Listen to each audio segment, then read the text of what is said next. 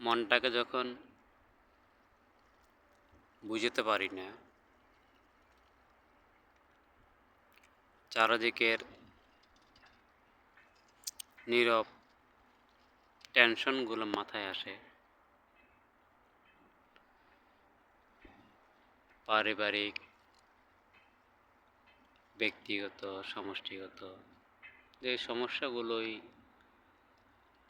আমরা মূলত ফেস করি, যে সমস্যাগুলোকে মূলত আমরা প্রাধান্য দিই, সে সমস্যাগুলো অনবরত আমার কাছে যেন ফিরে ফিরে আসে। তো এই আসার কারণে আমি প্রায় সময় নীরব থাকার জন্য একা একা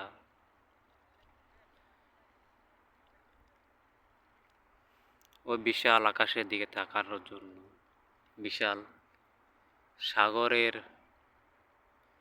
মাঝখানে এসে বসার জন্য, নিজেকে যতটুকু পারি ততটুকু সময় দেওয়ার জন্য মূলত এখানে আসা আমার। আমি প্রায় সময় এখানে আসি, নিজের না বলা কথাগুলো সাগরের পাশে বসে মনের জমে থাকা যে কষ্টগুলো, সে কষ্টগুলো আমি সাগরের সাথে শেয়ার করি।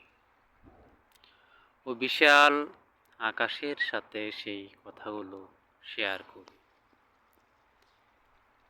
মনটাকেও অন্তত বুঝাতে পারি, মনটাও আমাকে অনেক বুঝে। আমি এখানে আসলে নিজেকে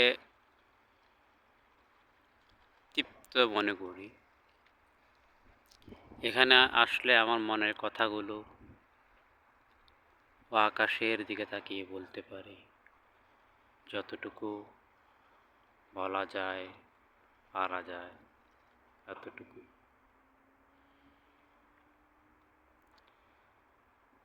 আল্লাহ রাব্বুল আলামিনের কাছে সেই দোয়া করি, আল্লাহ রাব্বুল আলামিন যেন আমার সেই মনের ভাষাগুলো, তিনি আমার সব মনের আশাগুলো যেন পূরণ করে দেয়।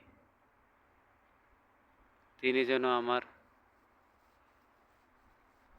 সে আবেগ, সে ভাষা, সে কথাগুলো যেন পূরণ করে দেয়।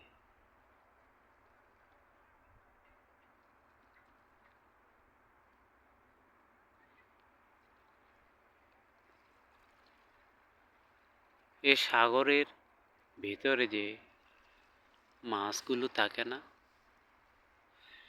এই সাগরের মাঝে যেই মাছগুলো অনায়াসে চড়ে বেড়ায়, আমার মনটাও চায় আমি যেন এরকম চড়ে বেড়াতে পারি স্বাধীনভাবে,